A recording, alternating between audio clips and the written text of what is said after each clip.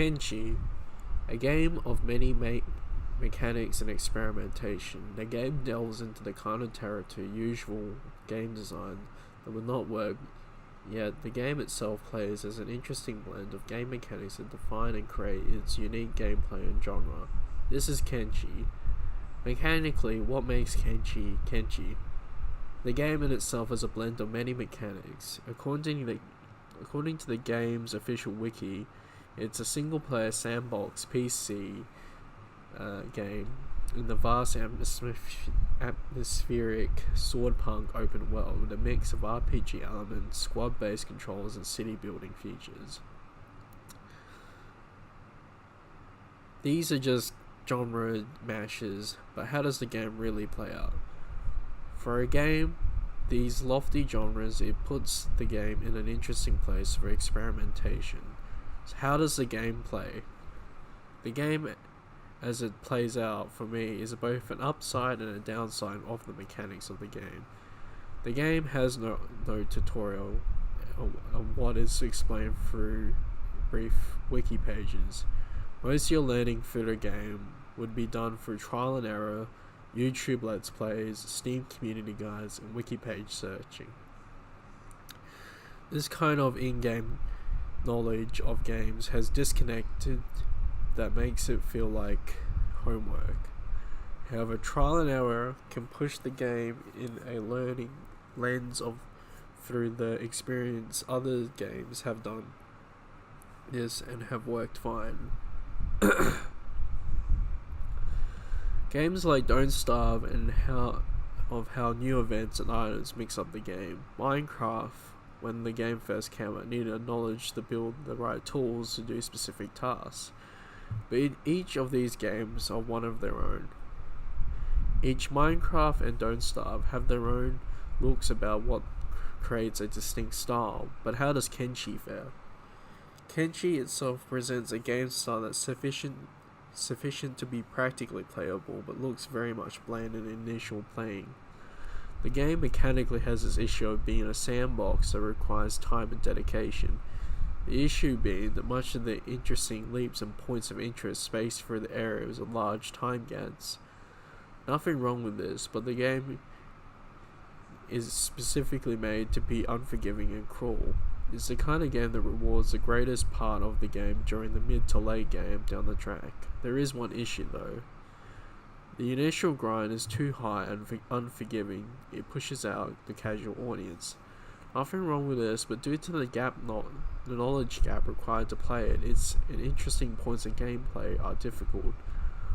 What the game lacks in progression level difficulty makes up a mechanical gameplay that is unseen. The game itself is a combination of an RTS, RPG, survival kind of game, but is not not in a straightforward sense. In the game, it's considered that each of the characters until you're down to the last person are all disposable. The issue of this is that it makes the attachment of these characters very limited unless you use your imagination. The game becomes a focus of efficiency, production, growth, and expanding, rather than a game of exploration which the game was originally intended. The game phenomenon Kenshi is that you can play in two areas of the map who can complete their own actual travel autonomously and individually like an RPG carry gear. In my years of gaming, I have not seen such an implemented idea in this fashion, which makes the game Kenshi a phenomenon of mechanics. The issue that separates an atypical RPG, even the squad mechanics of other games, is a scale of individualization. The RTS that are popular focus on the economy and composition of the team, on the focus of combat that focuses on one goal. Typically, squad-based games focus on a character or squad but cannot go past a certain point. Kenshi moves in a fashion such to be similar to the scope of Mountain Blade, where large armies with all individualized items move and attack. The problem is getting to this point in the game though. The problem comes to many sandbox games is that the issue of focus and direction and the kind of length of gameplay such that game plays out. With the game, it has such a good late game mechanics that suffer from early game boredom and grind. The thing with the game is it narrows down the kind of power you have over fights and an economy. Sure, the game has different playstyles at the start to change up the initial starting phase of the game. The game could even go as far to try with mods with such endeavors requires thought, which again becomes the idea of research. The game is not for beginners or casuals with limited time. It's simply on a gameplay loop scale that's too long to endure for a typical gamer. The game mechanically is the kind of game which large leaps in progression repetition of gameplay requires those willing to suffer through long hours and gaps just waiting. Mechanically, the game in itself makes it simplistic of a character's unit composition ever evolving and change. The combat itself leads to allow for a focus on scarcity of resources, an issue of expensive equipment making everything earned.